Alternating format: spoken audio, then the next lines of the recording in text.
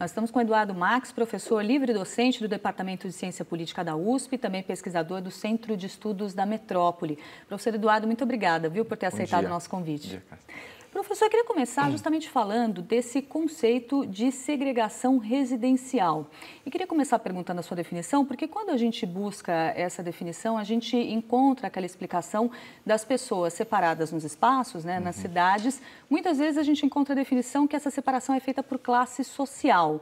É só isso? Tem também uma questão racial aí? Assim, essa conversa que a gente vai ter está inserida no conjunto de resultados da pesquisa que a gente terminou no Centro de Estudos da Metrópole, que resultou no livro A Metrópole de São Paulo no século XXI, né? E a gente optou no livro por fazer uma separação entre três conceitos diferentes. O objetivo do livro é analisar as desigualdades na metrópole, né? Mas desigualdades sociais na metrópole, e a gente optou por separar conceitualmente desigualdade, pobreza e segregação residencial, né? Essas três coisas às vezes estão juntas, às vezes estão superpostas, mas às vezes elas estão separadas e elas produzem processos diferentes e têm tendências diferentes. Então, ao separar, você consegue observar o que acontece em cada uma delas. Então, a gente pode observar, no caso de São Paulo, uma redução muito forte da pobreza ao longo dos últimos 20 anos, em especial ao longo da última década, né? Da década de 2000. Também uma redução das desigualdades, embora uma recomposição das desigualdades em torno de forma diferente, não só elas se reduziram, mas elas se reduziram e se transformaram também. Então, você continua tendo padrões de desigualdade importantes, mas eles não são organizados exatamente da mesma forma. E os padrões de segregação, que, como você disse, a gente define como a separação de grupos sociais no espaço em áreas relativamente homogêneas, né? Que acabam por estruturar, dar uma estrutura para a cidade, né? Estrutura no sentido de que, se você olhar de cima, olhar da imagem de satélite, olhar de avião, você consegue ver no mapa da grande metrópole paulistana, que tem quase 20 milhões de habitantes, você consegue ver áreas diferentes, com características sociais diferentes, separadas entre si, distantes entre si, relativamente homogêneas internamente. Então, é isso que a gente chama de segregação. E no caso da segregação, eu disse que a desigualdade tendeu a cair, a pobreza caiu muito, a segregação se manteve na sua estrutura geral, embora tenha se transformado um pouco nos seus detalhes. Quero saber desses detalhes, lembrando que aqui nos artigos do livro tem sempre uma comparação do censo do ano 2000 e de 2010, né? Então, de que maneira foi alterada essa segregação residencial falando de São Paulo? Dependendo da análise, a gente consegue andar até 91, né? Até o censo anterior. Consegue fazer análise de 2 décadas, e dependendo da análise, a gente consegue fazer só de uma, né? Isso depende da natureza do tipo de processo que você está analisando e do dado, um problema de método, assim. No caso da segregação, dos padrões de segregação em São Paulo, fica evidenciada uma estrutura de 91 para cá, 91, 2000, 2010, que são os 3 censos mais recentes que a gente tem no Brasil, a gente fica evidenciada uma estrutura muito segregada, a metrópole é fortemente segregada, na escala da metrópole, né? Escala da cidade inteira. Essa segregação superpõe 2 camadas diferentes que estão articuladas entre si. E isso é uma novidade que a gente encontrou, não uma novidade na cidade, ela está lá há muito tempo, provavelmente, mas uma novidade na descrição da cidade, na interpretação da cidade. Tem uma primeira camada, que é uma camada por classe social, que separa grupos sociais de forma diferente, mas também tem uma segunda camada que se articula com essa, que é de natureza racial, né? Que é a forma como nós temos metodologicamente para acessar esse fenômeno é a cor da pele, que é a informação que está presente no censo, que é uma informação autodeclarada, que a pessoa diz qual é a cor da pele que ela acha que ela tem. Então, olhando para essas 2 coisas, nos 2 casos você tem padrões de segregação, eles se superpõem, mas eles são ligeiramente diferentes entre si. E tem uma combinação ali entre eles que provoca, enfim, produz vários resultados interessantes. Quando a gente fala, então, eles se superpõem, né? Então, chega a haver um deles que é preponderante ou predominante, ou é até difícil mensurar esse tipo de coisa? Não, eu acho que tem claramente o que está por baixo, digamos assim, o que estrutura é a segregação por classe, né? E isso é plenamente condizente com os dados internacionais, com as análises sobre outras cidades e tal, onde essas duas camadas estão presentes também, mas a estrutura é dada pela inserção econômica das pessoas, pelo tipo de ocupação. Quando eu falo classe social, estou falando sobre uma combinação entre tipo de atividade profissional que as pessoas têm, que os indivíduos têm, a escolaridade que eles têm e a renda que eles obtêm desse trabalho, né? A combinação dessas três coisas, da informação que vem do censo, que vem do que a pessoa responde, permite a gente classificar as pessoas numa classificação muito comprida, muito longa, que depois você vai reagregando e chegando a um conjunto de classes que tem um sentido sociológico, né? Que toda a literatura da sociologia veio, ao longo dos últimos 150 anos, discutindo isso, né? Então, a gente classifica também pode classificar também a pessoa por cor da pele e analisar como essas duas coisas se superpõem. O que aparentemente estrutura é a ocupação, renda, escolaridade combinados, classe. Né? Mas o efeito de raça, o efeito de segregação por raça é um efeito independente. Então, quando os grupos mais segregados, ao contrário do que normalmente se acha, os grupos mais segregados são as elites, não são os grupos pobres. Isso é algo que surpreende, né, nessa leitura, porque quando a gente fala de segregação residencial, a primeira coisa que nos vem à mente é pensar nos grupos mais pobres, né, professor? Normalmente a gente está sempre falando sobre segregação, está sempre falando sobre os pobres, mas a intensidade da segregação dos ricos é maior do que a intensidade da segregação dos pobres, né?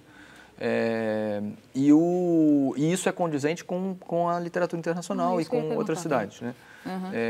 Tem estudos sobre muitas cidades, livros da literatura internacional reunindo, sei lá, 10 cidades, 12 cidades, e sempre, essa é uma das constantes, as elites estão sempre mais segregadas do que os grupos médios e do que os grupos pobres. Mas aí é um processo que a gente poderia chamar de autossegregação, né? Uma escolha de evitar outras classes, é isso? Tem isso é produto de um processo histórico de construção da cidade, né? Nesse processo, no caso de São Paulo especificamente, a gente tem dois tipos diferentes de localização das elites, né? Dos grupos de maior renda, maior escolaridade, das classes superiores. A região mais tradicional do centro expandido, né? Da área do setor sudoeste do centro expandido, que foi historicamente sendo a área de ocupação das elites desde o final do século XIX, mas caminhando, sendo cada vez maior territorialmente, evidentemente, mas caminhando na direção sudoeste, né? Desde da ocupação original lá no Bom Retiro e tal, até Higienópolis e caminhando na direção sudoeste. Mas a gente tem também uma segunda ocupação importante de agregação de elites segregadas, que é nos condomínios fechados da região oeste da região metropolitana, né? Barueri, Santana do Parnaíba, principalmente os Tamborés e os Alphavilles, que ocupam já uma extensão territorial muito grande e tal. Nesse caso, é claramente uma estratégia de autossegregação, no sentido de que as pessoas escolhem morar num lugar que é murado e socialmente homogêneo. No caso do centro expandido, do setor sudoeste, não é exatamente autossegregação, é um produto da construção histórica desses espaços e das dinâmicas do mercado imobiliário, que vai produzindo, vai enxergando as oportunidades que o que a gente chama de preferências locacionais, as vontades de morar num certo lugar, das elites, eles vão ofertando produtos imobiliários naquele lugar e vai concentrando mais.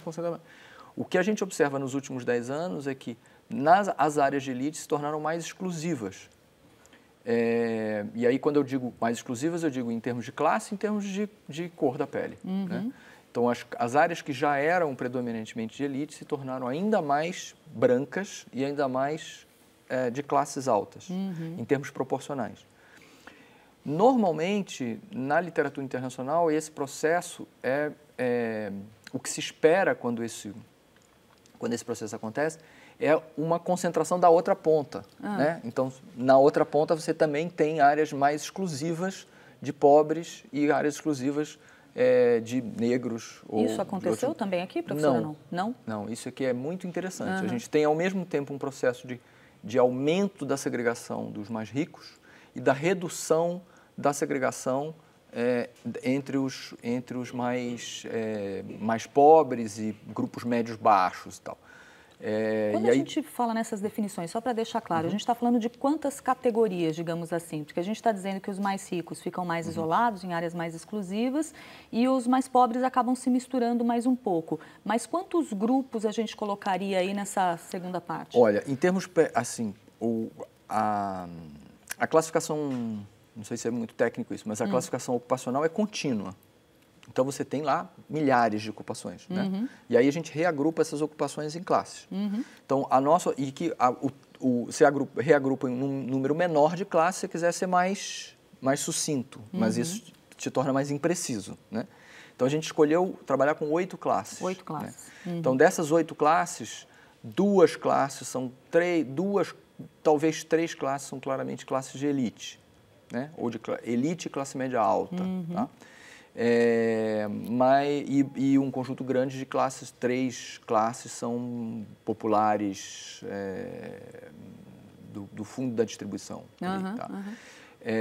Só que na hora de se fazer a análise espacial, a gente faz uma classificação dos espaços a partir das classes, né? Então, a partir daí, você tem espaços que são claramente populares, espaços que são claramente de elite, espaços que são de áreas intermediárias, a partir da distribuição dessas classes de pessoas nos espaços da metrópole. Né?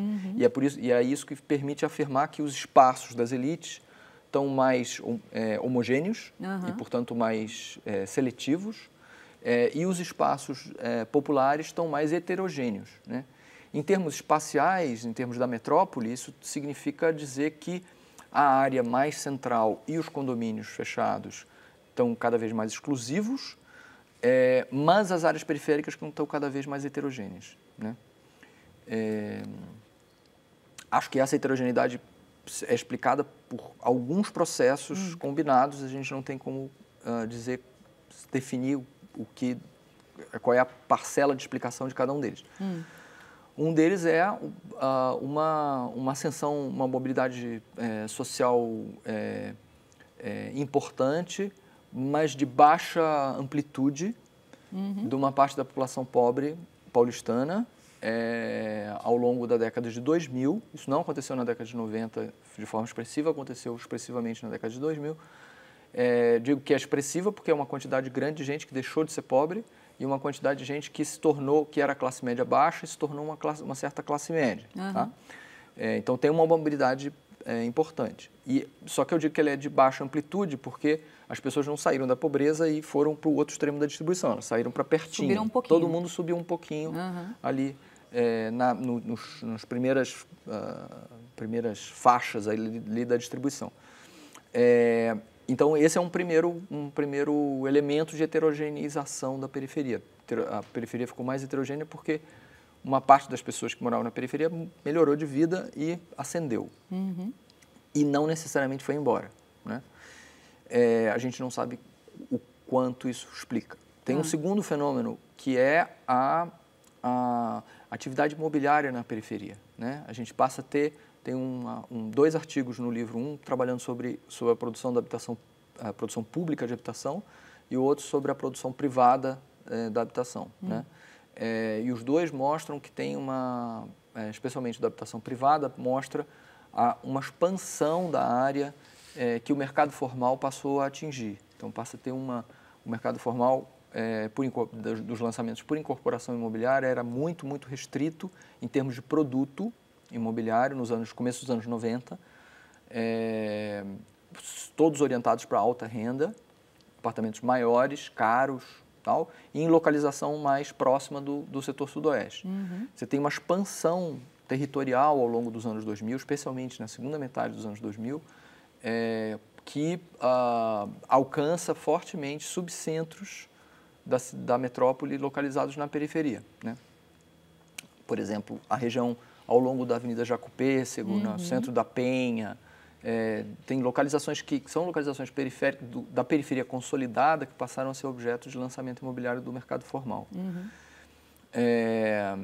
Isso também é um elemento importante de heterogeneização da periferia. Tem um terceiro elemento, que é o aumento do acesso da presença do Estado na provisão de serviços e políticas nas periferias, né? Que é uma coisa que tem acontecido de forma contínua, às vezes mais forte, às vezes mais lento, mas acontece de uma forma contínua. A gente tem um outro artigo do livro analisando a alteração das condições de vida ao longo do tempo, na metrópole inteira, inclusive nas periferias.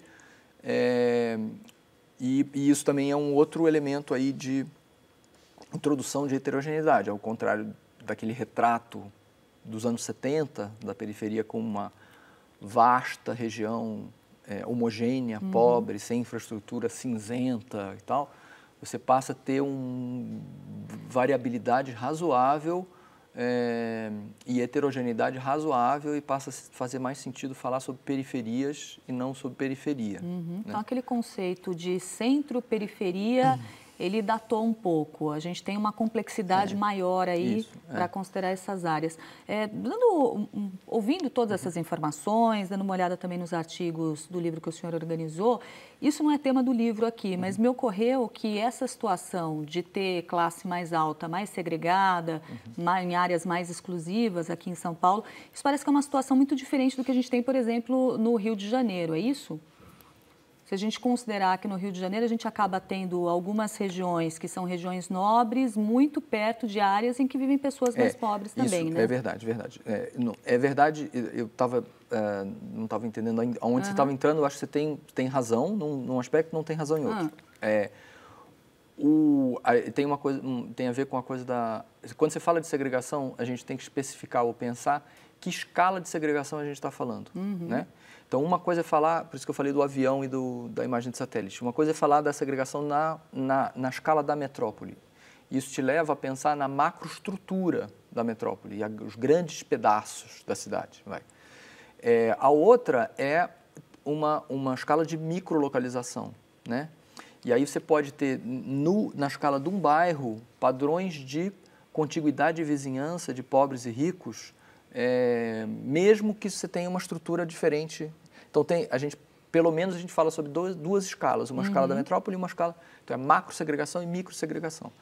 O Rio de Janeiro é uma cidade com muita macro-segregação, porque quando você olha da escala grande, você vê a Zona Sul carioca e toda a Baixada Fluminense, a Zona Oeste do Rio de Janeiro, Itaboraí, do outro lado, Magé no fundo da Bahia e tal, Niterói, a área central de Niterói, Caraí, São Francisco, e do lado de cá a Zona Sul carioca, como as regiões, é evidente que é uma cidade cortada por uma baía no meio, mas que tem em que os ricos estão mais no centro e os pobres estão mais fora. Então, ela tem uma escala de macro-segregação.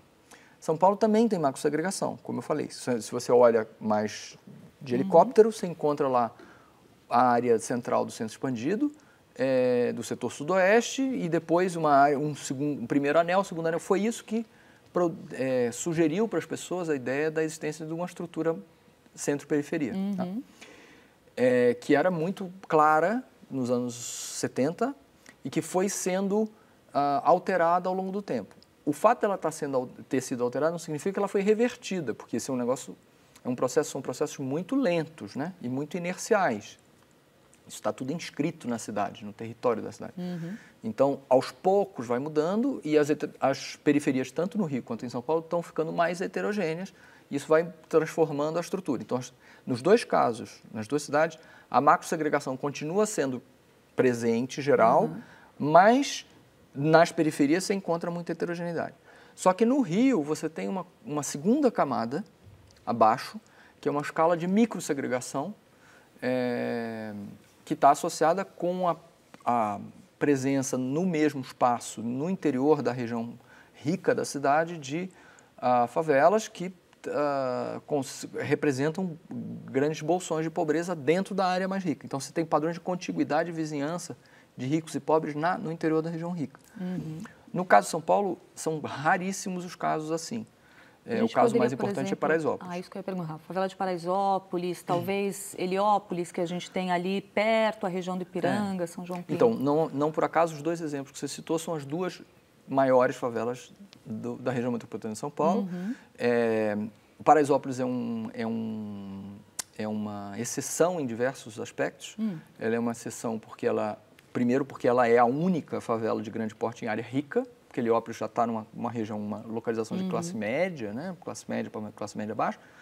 Heliópolis é o único lugar com uma concentração de pobreza junto do Paraisópolis, perdão, na região rica.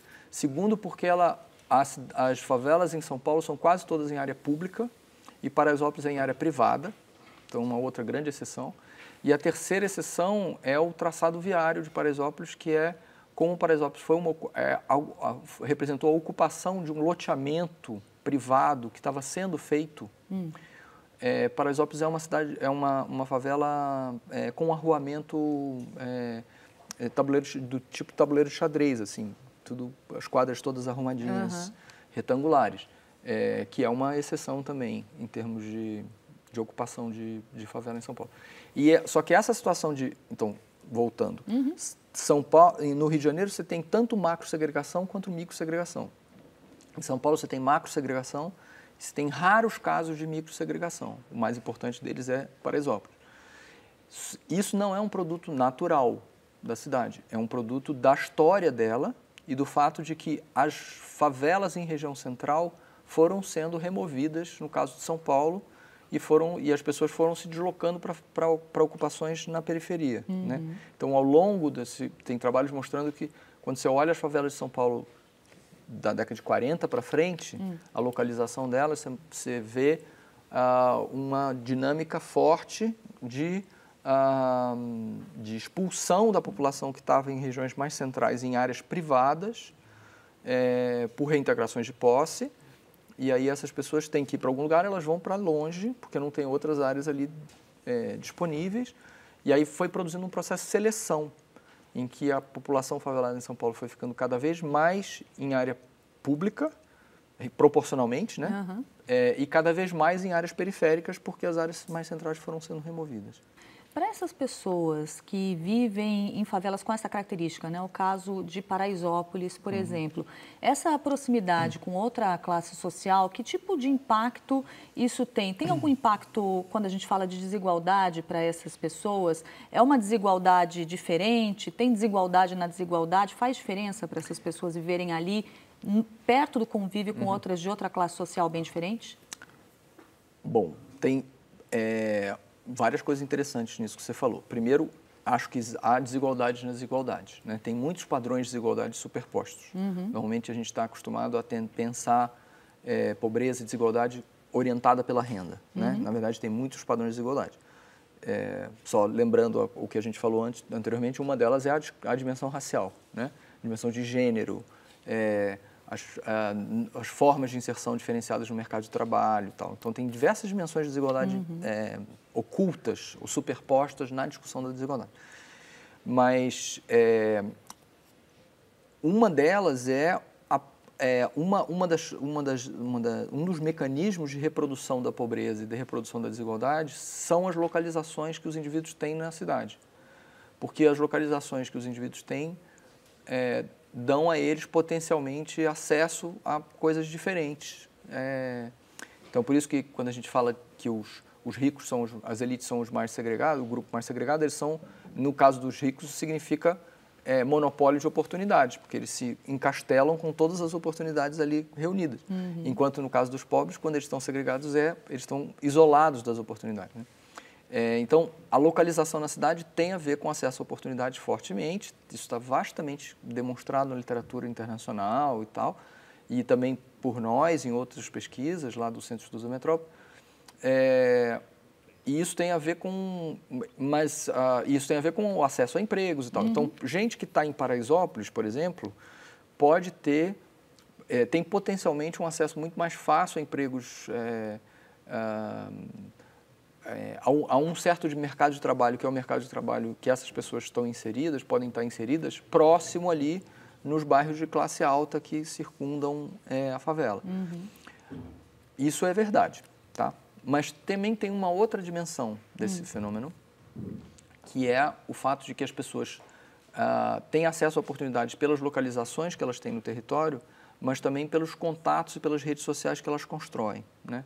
Então, tem uma superposição de segregação, localização no espaço, com os padrões de rede que os indivíduos têm, né? E, às vezes, as pessoas podem estar bastante segregadas, mas ter redes que pulam o território e engajam elas em outros lugares. Então, eu tenho uma outra pesquisa que eu acabei há 3 anos atrás sobre o lugar das redes sociais, e aí redes sociais não é a internet, nada disso, é o lugar dos padrões de conexão que os indivíduos têm uns com os outros, né? Com as relações que eles têm na vida, com o lugar disso na pobreza, na explicação da pobreza e das desigualdades dos indivíduos.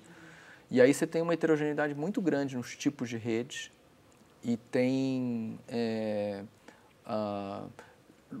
Eu comecei a pesquisa com uma hipótese ingênua de que em lugares mais segregados você encontraria redes mais limitadas, e isso não é verdade. Na verdade, você tem uma heterogeneidade muito grande das redes e você tem, mesmo em lugares muito segregados, indivíduos com redes muito amplas, que permitem a eles acesso a uma série de coisas e tal. Então, é uma combinação meio complexa de espaço e redes. Muito bem. Bom, para a gente encerrar, a gente tem 1 minutinho, mas o senhor mencionou algo que eu não gostaria de deixar passar. A gente falou de desigualdade de classe, a gente falou de desigualdade racial, e o senhor pincelou rapidamente desigualdade de gênero, né? Na comparação desses últimos 2 censos, não sei se nesse caso dá para pegar também o de 91, o que a gente tem de desigualdade de gênero? Teve redução também desse tipo de desigualdade? Teve. Desigualdade de gênero, do ponto de vista do mercado de trabalho, a gente observou reduções importantes da desigualdade de gênero nas remunerações e no tipo de ocupação que mulheres e homens têm, com um processo, apontando para um processo de convergência ainda muito distante no padrão de ocupações. Continua existindo importantes diferenciais salariais, esses têm diminuído, mas os dados não apontam uma convergência clara. Isso sugere que existam o que a gente chama de telhados de vidro, no caso do emprego feminino, né? E que tem outras dimensões associadas ao preconceito propriamente, ao monopólio de oportunidades por parte dos homens dentro das instituições, das organizações. Então, mas tem uma redução da diferença salariais, mas na distribuição de homens e mulheres nas ocupações tem um processo ainda maior de redução das desigualdades, sugerindo apontando para uma convergência futura em certos tipos de atividades. Professor Eduardo Max, muito obrigada por trazer todos esses esclarecimentos para a gente aqui no Complicações. Prazer.